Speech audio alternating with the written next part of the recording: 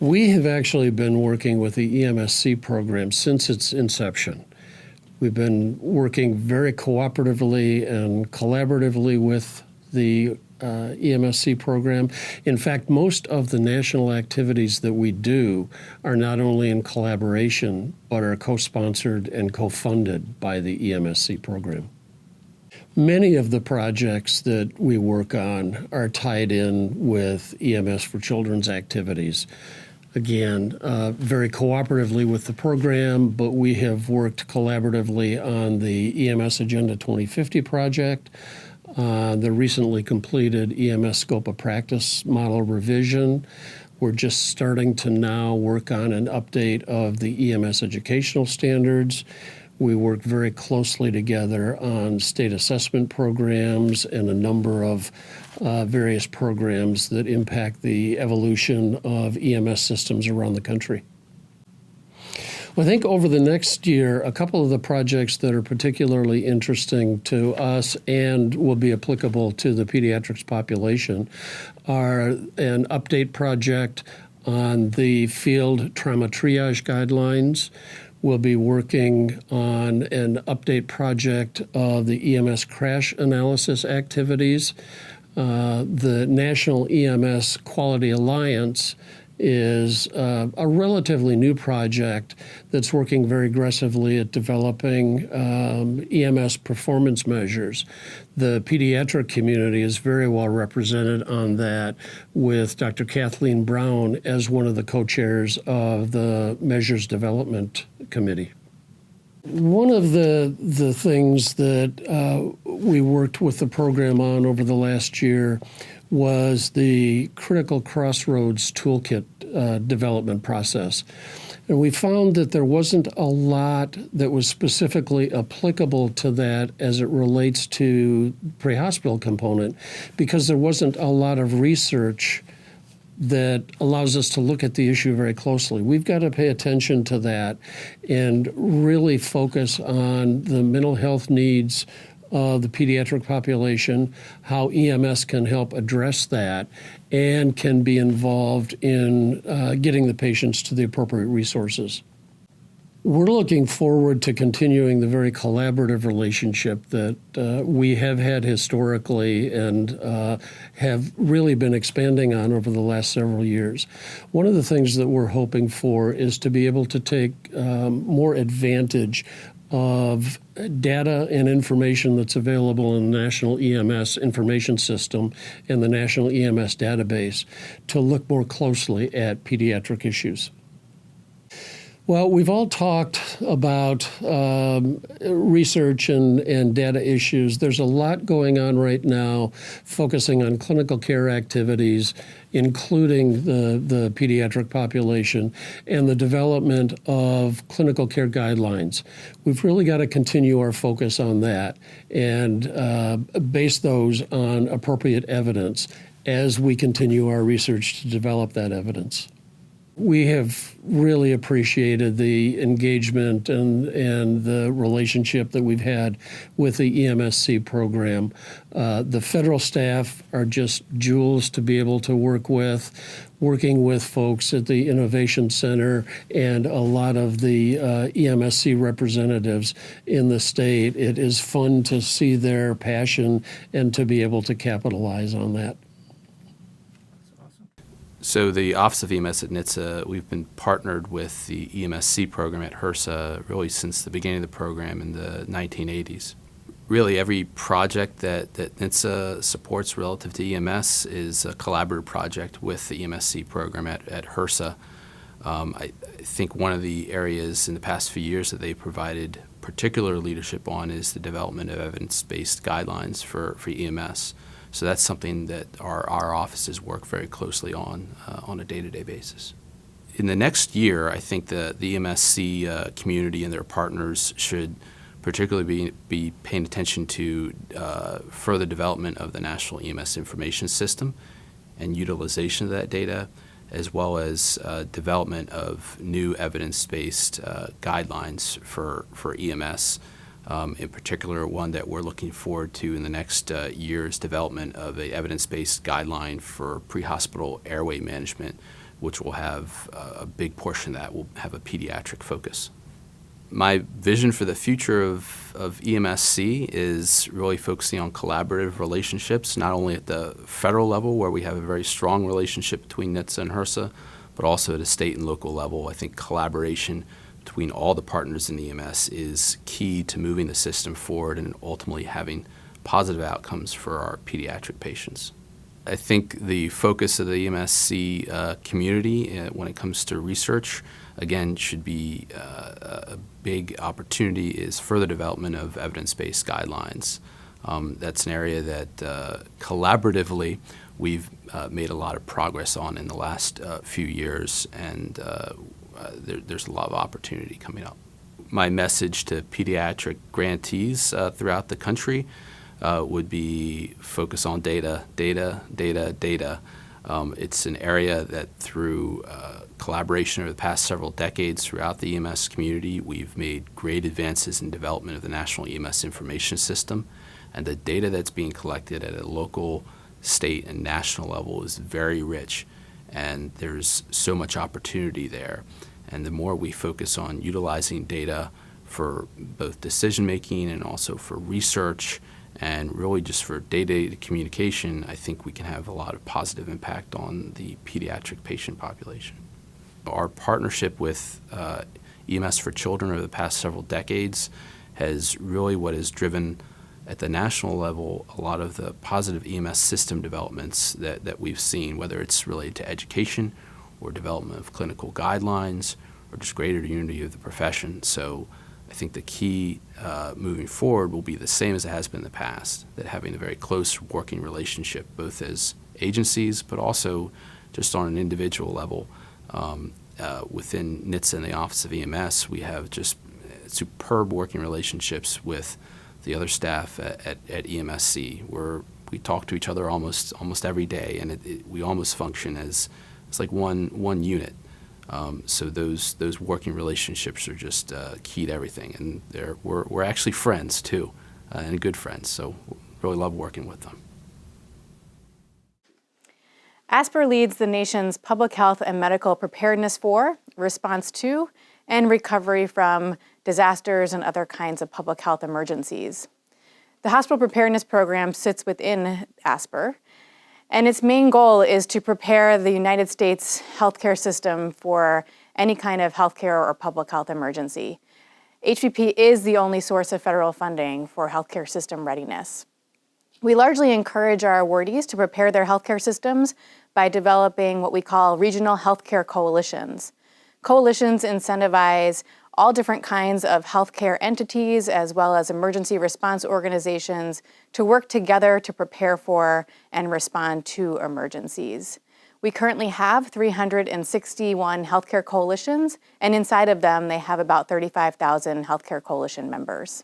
HPP has been working with EMSC for about the last 8 years on various different initiatives, but primarily with regard to the inclusion of the pediatric population and pediatric experts in healthcare preparedness planning.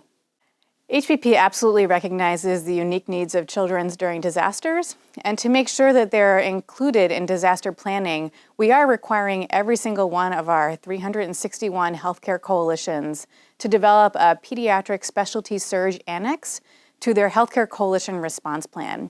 They also have to exercise that pediatric annex with a tabletop exercise, and both the annex and the exercise has to be completed by June 30th of 2020. To also make sure that our public health partners are working well with the healthcare system with regard to inclusion of the pediatric population in healthcare preparedness, we require that all of our HPP awardees have a letter of support from the EMSC awardee detailing the areas of collaboration for the upcoming year. And last but not least, we also have a joint program measure with the EMSC that looks at the percentage of emergency departments within each state or jurisdiction that have the capability to stabilize and manage pediatric patients. Happy 35th anniversary, EMSC.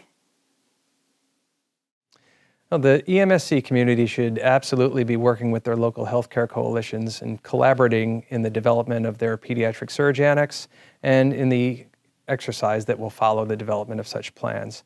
But in addition, the benefits of collaboration with your healthcare coalition will help ensure the proper planning factors are in place to provide resources for children during disasters, subject matter expertise, the proper planning for evacuations of NICUs and PICUs, and appropriate mental health services for children. The Children's National Pediatric Readiness Project and the Quality Collaborative are both programs that we're very interested in at ASPR. Additionally, we're excited to hear that EMSC is going to reevaluate the ability to provide pediatric care in our over 5,000 emergency departments in our nation. The Train the Trainer program that's to be developed out of the Quality Collaborative is also an area that we find very interesting, in that all of these will help us to identify training needs and resource requirements for our nation in our ability to provide emergency medical care to pediatric patients. EMSC grantees should absolutely make sure that they're coordinating with their healthcare coalition at the local level. Through this planning, this is the only way we can ensure that pediatric patients receive the appropriate care and the appropriate resources that are necessary during a large-scale event. In the end, it ensures that the right care is rendered at the right place and at the right time. Happy 35th anniversary, EMSC.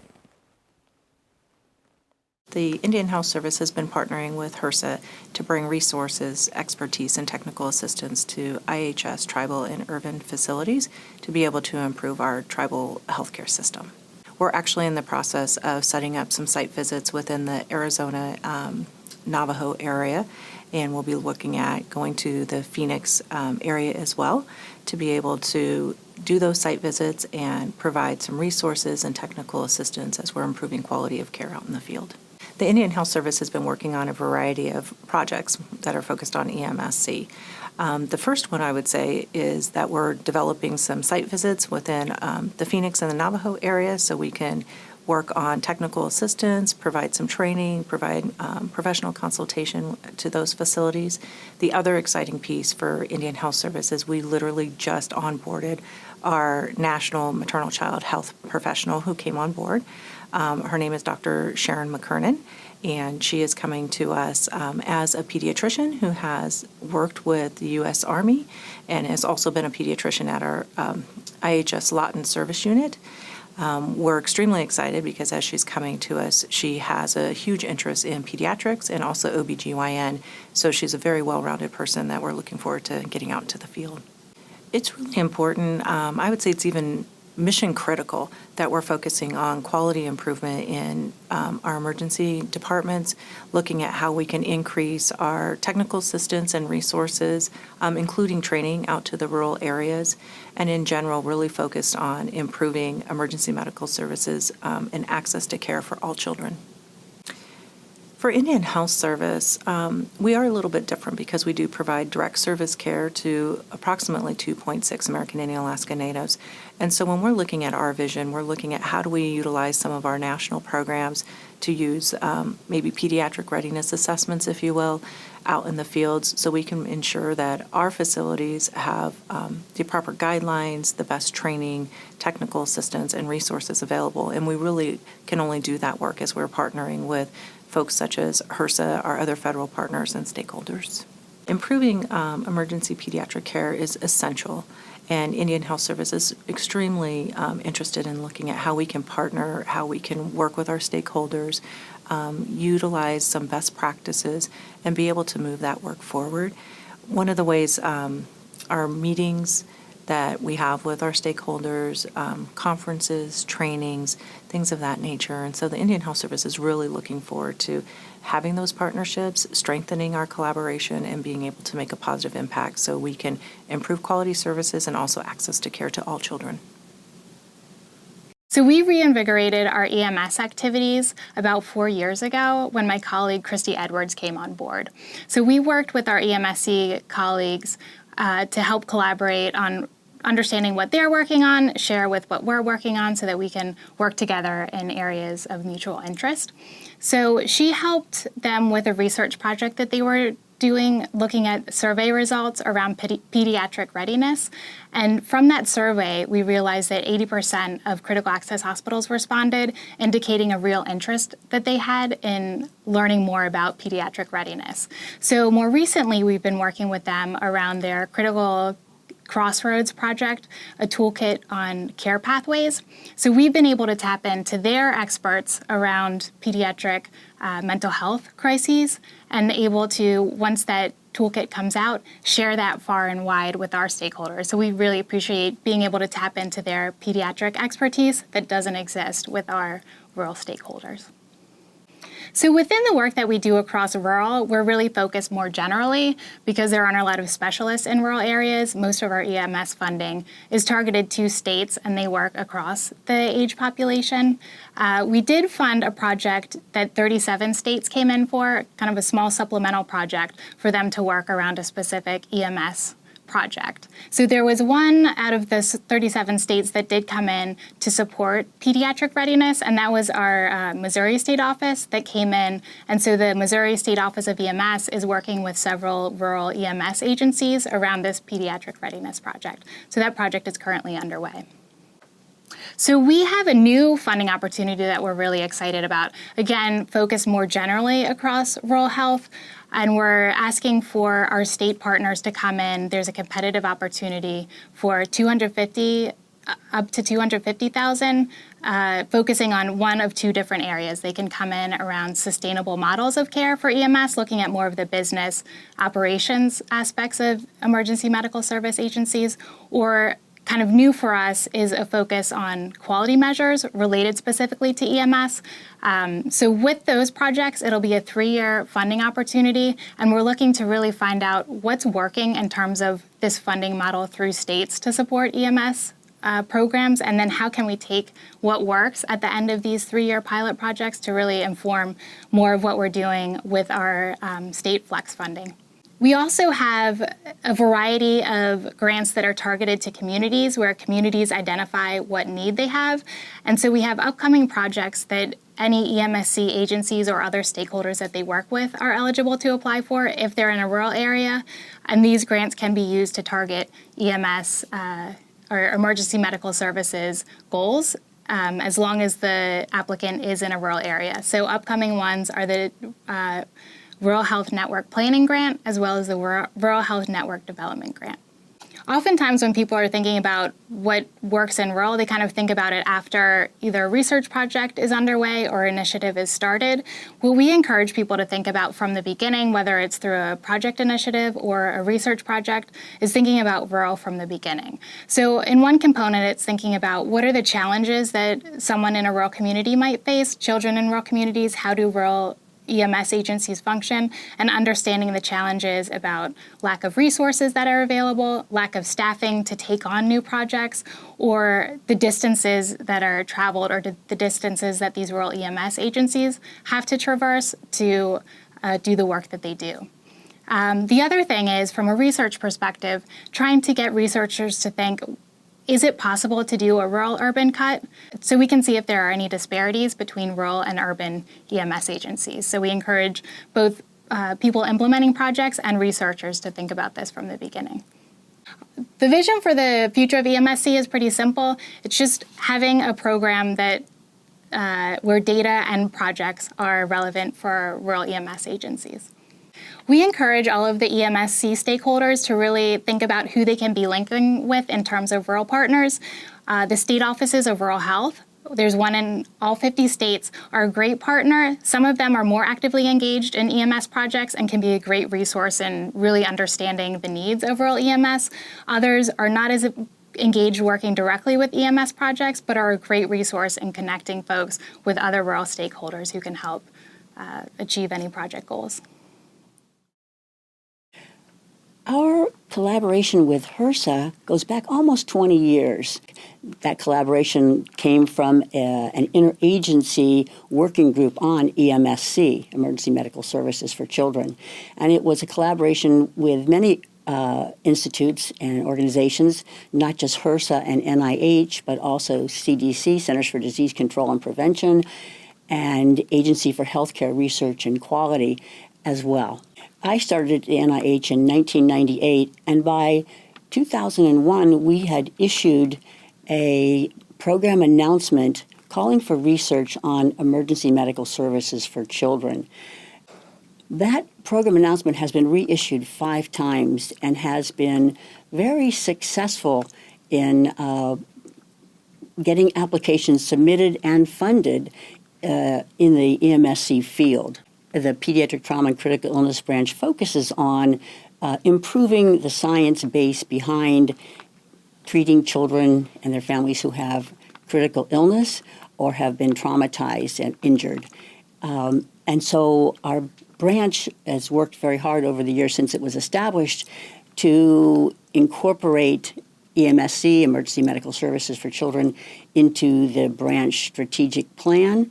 One of the strategic plans of the Pediatric Trauma and Critical Illness branch includes examining the effect of system change, the EMS system change, on the outcome of children, again, who have been affected by trauma or critical illness. Both our branch and the program announcement have been our main ways of advancing the field of EMSC. The NIH has gone to a new system of notifying the public about funding opportunity announcements. They're called Notice of Special Interest, NOSI, and the research community can anticipate a Notice of Special Interest on the reissuance of the program announcement on research on emergency medical service. And so I think it's really helpful for applicants to be familiar with the website of the funding organization. So I would encourage them to look both at the website and at the strategic plan for that organization. And within the strategic plan for our branch at the NICHD, we do have looking at systems of change in the EMS for children. And the effect that those changes have on the health outcomes of children. There are a couple of collaborations I think that would also be helpful.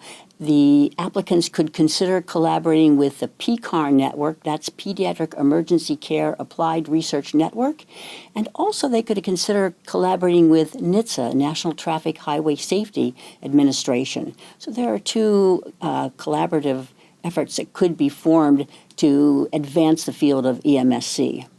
I'm an optimistic person with lots of vision, so I envision improved services for children, advanced technology, both electronic media and new therapeutics, including genetic testing to make diagnoses. I anticipate and envision better partnerships between pediatric hospitals and general hospitals, especially as they interface with the EMSC system. I envision enhanced databases and patient outcomes. I think that we'll see improvements in patient outcomes and in ways of evaluating patients and making better diagnoses and providing better services. So I think that good things are ahead, and I think that there is research interest within the NIH. First, I would encourage applicants and grantees to consider projects with high public health significance that are both feasible and rigorously sound from a clinical research perspective. I would encourage them to be persistent in their research efforts. Funding doesn't usually occur on the first try with a research application. I would encourage applicants to think broadly about funding sources, not just considering the National Institute of Health, but also HRSA, the Centers for Disease Control and Prevention, the National Science Foundation, and private foundations as well for funding sources. I also would encourage applicants to be patient and persistent, because I think both of those are important in securing funding, and to early contact with a program officer from a funding institution is very helpful, sharing a concept paper and discussing specific aims, finding out how interested the funding organization is in a researcher's ideas. That can be very helpful. And I want to close with a note of gratitude, and that is to our EMSC researchers and providers for the work that they do, because I think that they really do make a difference in the lives of children and their families. So thank you for having me today.